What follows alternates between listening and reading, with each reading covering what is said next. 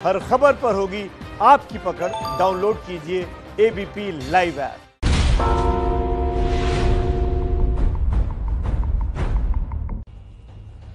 नमस्कार, मैं अनुराग मुस्कान घंटी बजाओ शो में आपका स्वागत करता हूं। आज का मुद्दा है किराए की राजनीति को देश नीति सिखाएंगे प्रधानमंत्री मोदी। क्यों? क्योंकि संकट में सियासत का मौका खोजकर अपना चेहरा चमकाने वाले हर दल के हर राजनेता को आज प्रधानमंत्री मोदी से सीख लेनी जरूरी है। जब देश में विपक्षी दल बैठक करके कोरोना पर सरकार की नीतियों में खामियों की पॉलिटिक्स कर रहे थे, तब पीएम मोदी पश्चिम बंगाल में सीएम ममता बनर्जी को तूफान से आई आपदा का हल मिलकर निकालने का भरोसा दे रहे थे। विपत्ति में समन्वय जरूरी होता है, सियासी माइलेज लेने की कोशिश नहीं। इसकी तस्वीर आज दिखी जब पीएम मोदी पश्चिम बंगाल और ओडिशा में तूफान प्रभावित क्षेत्रों का दौरा करने पहुंचे। यह रिपोर्ट देखिए, सहमत हैं तो 8422840000 पर जोरदार घंटी बजाइएगा।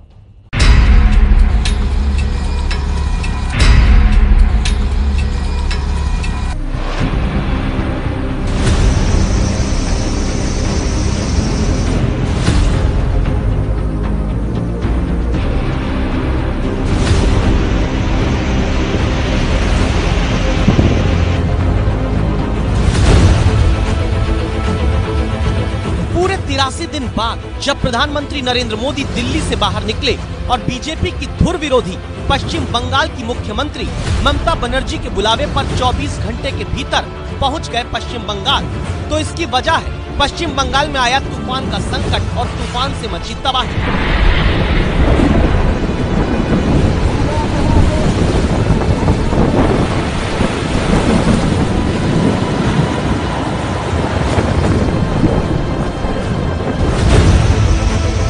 पश्चिम बंगाल में उम्पुन तूफान के बाद आई विपदा के वक्त प्रधानमंत्री मोदी का दिल्ली से निकलकर कोलकाता पहुंचकर एयरपोर्ट पर उतरते ही पश्चिम बंगाल की मुख्यमंत्री ममता बनर्जी से मानो ये कहना कि सब ठीक है, चिंता मत करिए, मैं आ गया हूँ, मिलकर संभाल लेंगे। ये कहानी देश के हर उस दल के राजनेता को देखनी जरूरी है जो संकट के समय राजनीति करते हैं। तो सबसे पहले प्रधानमंत्री की 8 बातों को ध्यान से सुनिए। भारत सरकार भी सतत राज्य सरकार के संपर्क में थी। राज्य सरकार और केंद्र सरकार ने मिलकर के भरसक प्रयास किया। केंद्र सरकार, राज्य सरकार और हम सबकी संवेदनाएं हैं। हम मिल करके रिहेबिलिटेशन हो, रिस्टोरेशन हो, रिकंस्ट्रक्शन हो, उसकी व्यापक योजना बना करके बंगाल की इस दुख की घड़ी में हम पूरा साथ देंगे, सहयोग देंगे। बंगाल जल्द से जल्द खड़ा हो जाए, बंगाल जल्द से जल्द तेज गति से आगे बढ़े, इसके लिए भारत सरकार कंधे से कंधा मिलाकर के काम करेगी। जो भी आवश्यकताएं होगी, उन आवश्यकताओं को पूर्ण करने के लिए भारत सरकार के जो भी नीति नियम है उसका पूरी तरह उपयोग करते हुए पश्चिम बंगाल की मदद में हम खड़े रहेंगे। ममता जी के नेतृत्व में राज्य सरकार ने भरसक प्रयास किया है। भारत सरकार ने भी लगातार उनके साथ रह करके इस संकट की घड़ी में जो भी आवश्यक उसको भी पूरा करने का हम प्रयास करेंगे। मिल बैठ करके, मिलजुल करके एक उज्जवल भविष्य के लिए, भावी पीढ़ी के निर्माण के लिए समाज सुधार के अपने कामों को निरंतर जारी रखेंगे। संपर्क में थे, मिलकर प्रयास, संवेदनाएं हैं, मिलकर साथ देंगे, कंधे से कंधा मिलाकर मदद करेंगे। ममता जी का प्रयास मिलजुल कर। संकट के समय देश नीति क्या होती है ये इन शब्दों से समझ लीजिए, जहां एक बार भी मैं नहीं बल्कि हर बार पक्ष विपक्ष को मिलाकर हम की बात करते प्रधानमंत्री नजर आते हैं। संकट की घड़ी में पूरा देश आपके साथ है। भारत सरकार कंधे से कंधा मिला करके आपके साथ आने वाले सभी कामों में खड़ी रहेगी। जिस पश्चिम बंगाल में दावा है हजारों करोड़ रुपए के नुकसान के तूफान को जनता ने जिंदगियां गंवाकर झेला, विपदा की इस घड़ी में सिर्फ प्रधानमंत्री पद पर होने के नाते नहीं बल्कि एक राजनेता के तौर पर जिम्मेदारी कैसे निभानी चाहिए, ये सीख नरेंद्र मोदी ने दी। ये देश नीति क्यों जरूरी है? बीजेपी कांग्रेस के नेताओं को आज देखना जरूरी है जो बस के किराए पर राजनीति करते हैं। बसों के बारे में कहा कि वो सियासत कर रहे हैं। उत्तर प्रदेश सरकार सियासत नहीं कर रही है। सियासत करने का काम तो कई बार में कांग्रेस ने किया है। राजस्थान सरकार सियासत कर रही है। तो उत्तर प्रदेश की सरकार ने कहा कि हम हमारे बच्चों को लेने के लिए बसें लेकर आ रहे हैं। महाराष्ट्र में बीजेपी के नेताओं को प्रधानमंत्री से सीख लेना जरूरी है, जो कोरोना संकट में राजनीतिक आंदोलन कर रहे हैं।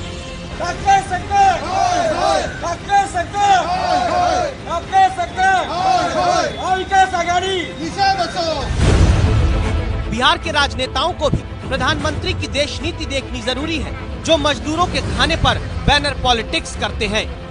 ये प्रश्न हमसे 3 दिन से सर, यदि ये प्रश्न जो करना हम बता रहे प्रेस में जो देना दीजिए सर, हम हटा देंगे। उन लोग कहाँ नहीं, आप हटा मत दीजिए, हम आए हैं जब्त करने के लिए। सर आप बोल रहे हैं कि जब्त कर लेंगे, सर वो लोग कैसे खाएंगे? संकट में सियासत करने वालों की घंटी खुद प्रधानमंत्री ने बजाई है, जो उम्पुन तूफान से आए संकट के वक्त पश्चिम बंगाल की सरकार और राज्य की जनता के साथ खड़े होने का भरोसा देने के लिए कोलकाता उतरते ही ममता बनर्जी को विश्वास दिलाते हैं। बशीरहाट पहुंचते ही मुख्यमंत्री ममता बनर्जी को आगे साथ आने को कहते हैं। तूफान से मची तबाही पर अधिकारियों के साथ रिव्यू मीटिंग मुख्यमंत्री ममता बनर्जी की बातों को ध्यान से सुनते हुए करते हैं और फिर तुरंत मदद का पहला कदम उठाते हैं। इस संकट की घड़ी में राज्य सरकार को कठिनाई न हो, इसके लिए एक एडवांस असिस्टेंस के रूप में 1000 करोड़ रुपया भारत सरकार की तरफ से व्यवस्था की जाएगी। साथ साथ जिन परिवारों ने अपने स्वजन खोए हैं, उन परिवारों को प्रधानमंत्री राहत कोष से 2 लाख रुपया और जिन लोगों को इंजरी हुई है उनको 50,000 रुपये तक की सहायता देने का भी हम प्रधानमंत्री राहत कोष से करेंगे। संकट के समय राजनीति नहीं, जनता के लिए देश नीति का पालन होना चाहिए, ये प्रधानमंत्री ने दिखाया। लेकिन उत्तर प्रदेश में कोरोना की विपदा में किराए की राजनीति देखने को मिलती है।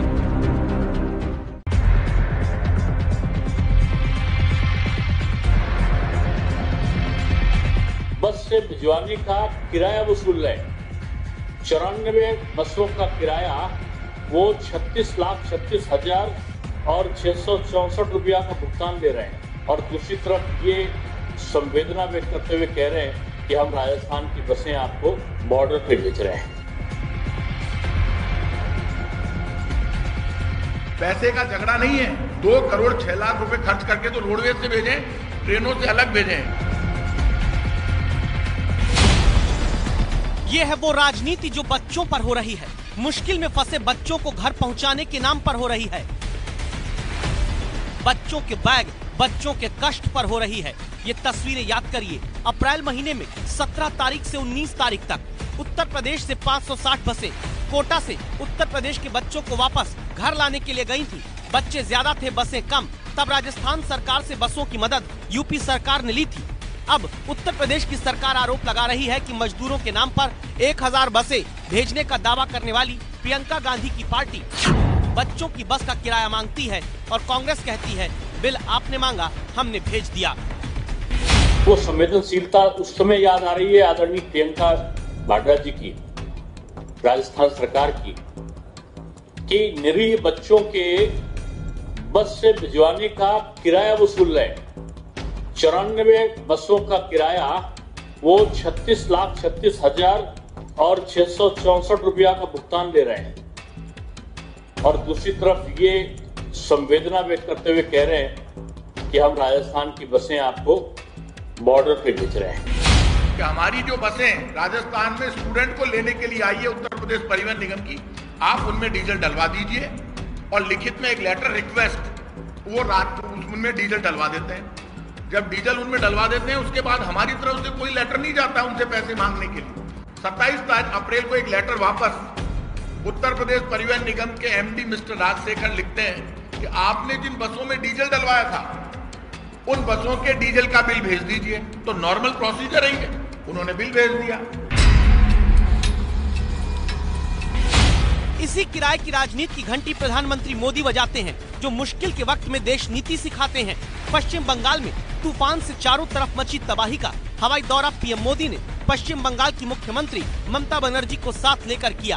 दौरे के दौरान पीएम के हाथ में पीसी टैब था, हवाई सर्वेक्षण की जगह का नक्शा था। प्रधानमंत्री सिर्फ देख ही नहीं रहे थे बल्कि समझ भी रहे थे।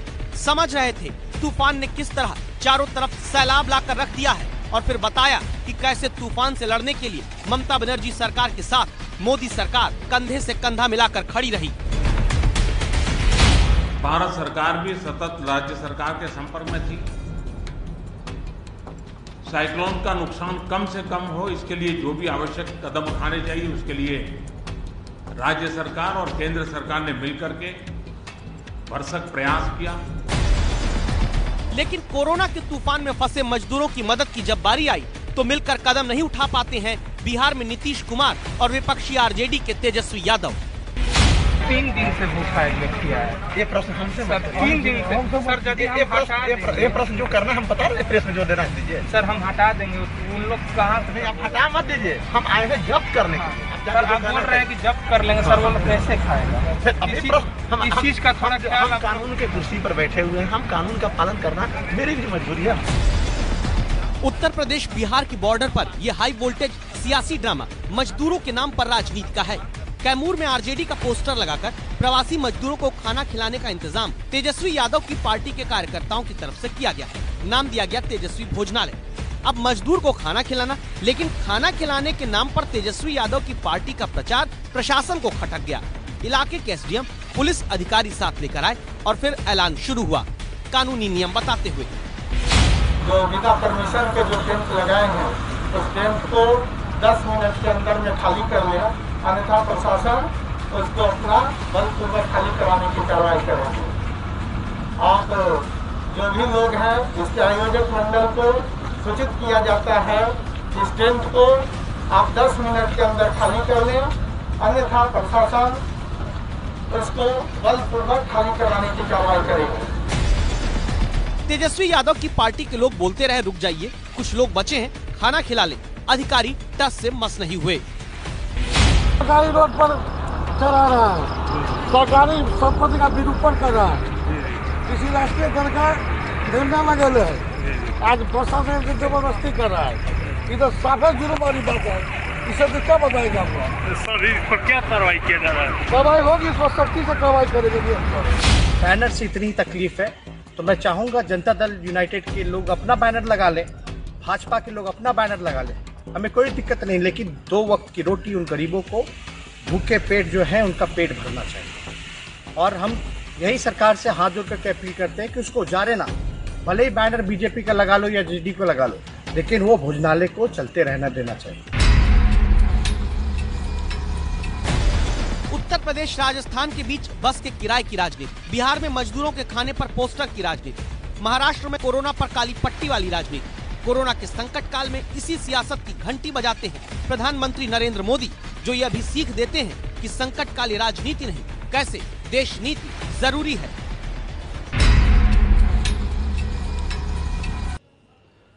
आगे बढ़ते हुए कोरोना पर एक अपडेट दे दें आपको। पिछले 24 घंटे के अंदर मध्य प्रदेश और उत्तर प्रदेश में आंकड़ा क्या कहता है। मध्य प्रदेश में 189 मामले 24 घंटे के अंदर कोरोना के बढ़े हैं और यूपी की बात करें तो 232 नए मरीज 24 घंटे के अंदर सामने आए। राजनेता राजनीति में बिजी हैं। यहां देश के किसानों पर कोरोना के बाद अब दोहरी मार पड़ी है। कोरोना का वायरस फैला तो लॉकडाउन के कारण किसान अपनी उपज वक्त पर नहीं बेच पाया। अब करोड़ों टिड्डियों का अटैक देश के 4 राज्यों में किसानों पर भारी पड़ रहा है।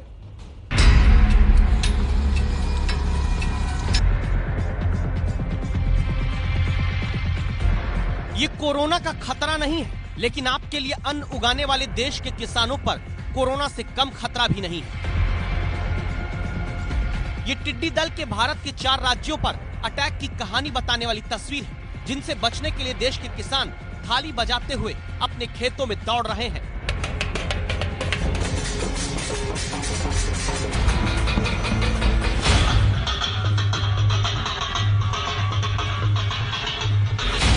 आपको अंदाजा नहीं होगा कि डीजे बुलवाकर तेज आवाज में ये गाना किसी उत्सव के वक्त मध्य प्रदेश के मंदसौर में नहीं बजवाया जा रहा। ये डीजे बज रहा है ताकि इसकी कान फोड़ आवाज के कारण किसान का खेत चट करने में जुटे टिड्डी दल को भगाया जा सके। टिड्डियों का झुंड 1 वर्ग किलोमीटर का हो तो इसमें 60 से 70 लाख टिड्डियां होती हैं। दावा है इस बार टिड्डियों के 1.5 वर्ग किलोमीटर के झुंड ने भारत के किसानों पर हमला किया है।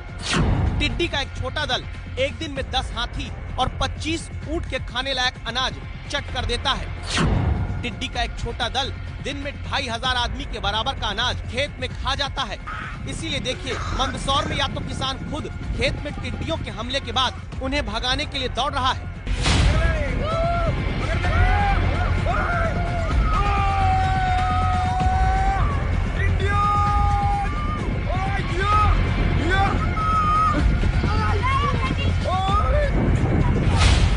या फिर प्रशासन फायर ब्रिगेड की गाड़ियों की मदद से कीटनाशक स्प्रे करते हुए टिड्डियों के हमले से किसान और किसान की फसल को बचाने की कोशिश कर रहा है।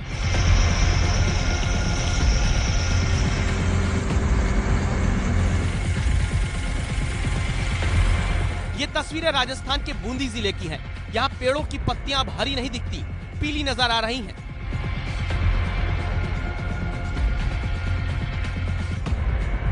क्योंकि लाखों टिड्डियों का झुंड इन पत्तियों को खाने के लिए बैठा है। केंद्रीय पर्यावरण मंत्रालय के मुताबिक अभी पाकिस्तान से आए टिड्डी दल के झुंड ने राजस्थान, पंजाब, हरियाणा, मध्य प्रदेश में बड़ा नुकसान किया है। कपास और सब्जियों की खेती को नुकसान पहुंचाया है। ये देश के किसानों पर दोहरी मार है। पहले किसान लॉकडाउन के कारण अपनी फसल, अपनी उपज वक्त पर नहीं बेच पाने के कारण लाचार हुए। अब टिड्डी दल के अटैक से फसल बर्बाद हो रही है। घंटी बजाओ की राय है, सरकारें न सिर्फ टिड्डी दल को भगाने में किसान की युद्ध स्तर पर मदद करें, बल्कि तुरंत मुआयना करके किसानों को हुए नुकसान का मुआवजा दिया जाए।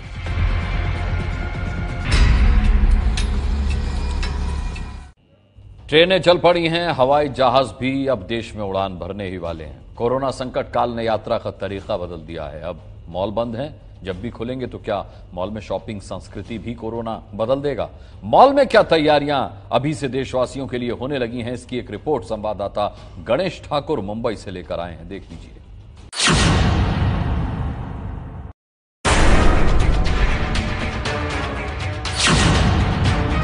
मुंबई का सबसे बड़ा मॉल आर सिटी 2 महीने पहले तक इस तरह गुलजार रहने वाला आर सिटी मॉल लॉकडाउन के बाद फिर से खुलने के लिए तैयार हो रहा है।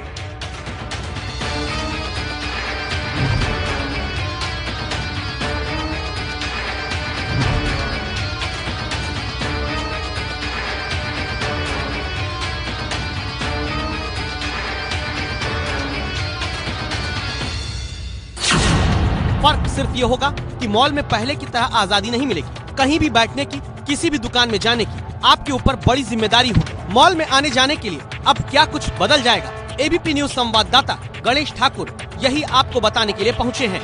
आप अगर मॉल आएंगे तो आपको क्या क्या करना होगा, किस तरह सोशल डिस्टेंसिंग रखनी होगी, ये सारी चीजें हमारी इस रिपोर्ट के जरिए आपको हम दिखाना चाहते हैं। इसलिए हम पहुंचे हैं मुंबई के सबसे बड़े मॉल घाटकोपर के आर सिटी मॉल में।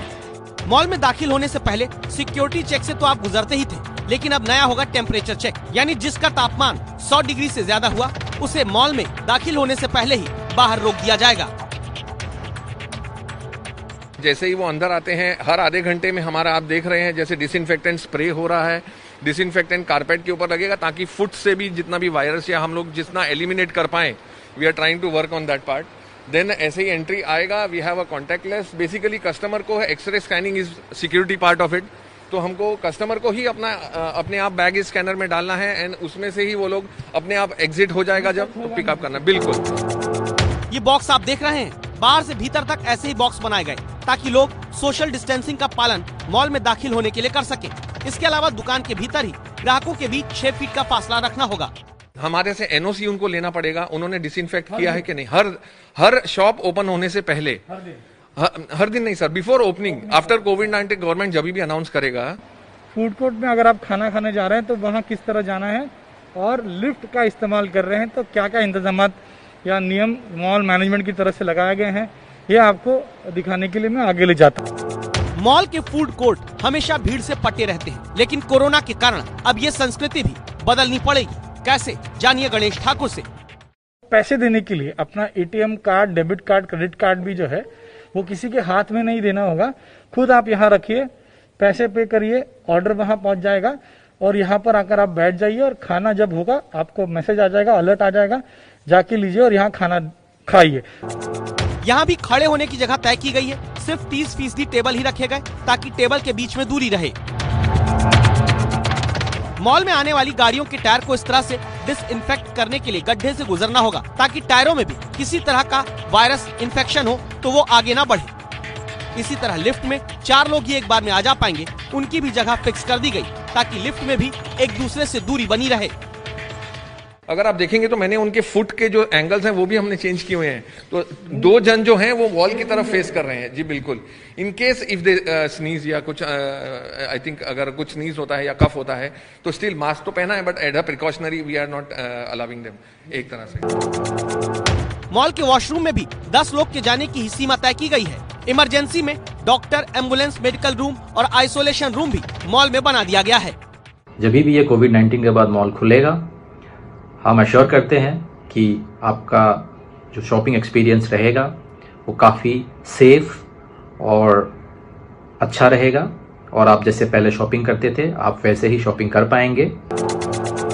इसके अलावा एक स्पेशल कोविड टीम और कंट्रोल रूम होगा जो मॉल में ये देखता रहेगा कि कहीं भीड़ ज्यादा ना हो। करण, तो यहाँ पर आप केमिकल डालेंगे? जी बिल्कुल, we are going to use, हम इसको में डिसइंफेक्टेंट यूज करेंगे जिससे व्हील्स 4 से 6 इंच का डेप्थ हम मेंटेन करेंगे, जिससे गाड़ी का रबर पार्ट जो है स्पेसिफिकली वो पूरा तरह से डिसइंफेक्ट हो जाए and then it will go into the security check and उसके बाद पार्किंग। परसों हमने आपको दिखाया कैसे सरकार बनाने के लिए दूसरी पार्टी का विधायक तो ले लिया जाता है, लेकिन मजदूरों को बचाने के लिए दूसरी पार्टी की बस नहीं ली जाती। 80,000 से ज्यादा घंटियां हमारे दर्शकों ने इस रिपोर्ट को देखकर बजाई हैं। अब उनकी राय भी आ गई है, देख लीजिए। योगी सरकार जो दूसरी पार्टी लोगों को घर भेजने के लिए बसेस का प्रबंध कर रहे हैं, तो वो अगर उनकी सहायता नहीं लेना चाह रहे हैं तो उनको अपना प्रबंध करना चाहिए और मजदूरों को सुरक्षित घर पहुंचाने के लिए बसेस की अरेंजमेंट करनी चाहिए। मजदूरों को घर भेजो, उस पर राजनीति मत करो। राजनेता को अभी अपनी राजनीति छोड़ करके देश के श्रमिक लोगों के लिए हित में सोचना चाहिए। जो हमारे मजदूर भाई हैं जो कि अपने घर नहीं जा पा रहे हैं और लॉकडाउन की वजह से यहाँ फंसे हुए हैं, तो योगी सरकार को उनके लिए कुछ प्रबंध करना चाहिए, उनके यहीं रहने की उनके लिए व्यवस्था करनी चाहिए।